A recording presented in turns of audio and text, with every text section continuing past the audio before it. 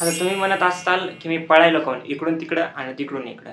ज्या सिनेमाचं ट्रेलर मी बघितलेलं आहे बघा, ते बघून मला असंच माझ्या घरातून काय महाराष्ट्रातून पळून जावं लागेल. कारण या सिनेमाचं नाव आहे बघा, कोंबडी पळाली लंडनला. एक तर सिनेमाचं नावच एवढं भंगार ठेवलेलं आहे की काय नाव घ्यावं त्या सिनेमाचं. कोंबडी पळाली लंडनला या सिनेमाचं नाव आहे आणि त्या 24 तारखेला हा सिनेमा रिलीज होत आहे बघा. आता या सिनेमाचं जर तुम्ही ट्रेलर बघितलं, खूप जणांना तर माहिती नसेल की अशा नावाचा सिनेमा रिलीज होतोय.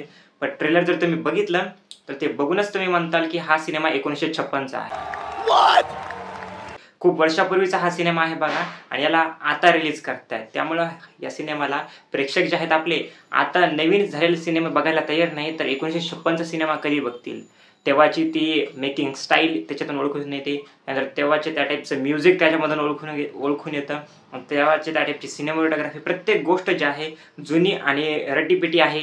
त्यामुळं हा सिनेमा किती वर्क होतो व किती नाही. फक्त शंतनू मोघे जे आहेत, नक्कीच तुम्हाला माहिती असतील, त्यांच्या नावावरती जर हा सिनेमा सेल करायचा ट्राय करत असेल तर हे कधीच वर्क होणार नाही आहे बघा. कारण की मला तरी या सिनेमामधील कोणतीच गोष्ट आवडलेली नाही आहे.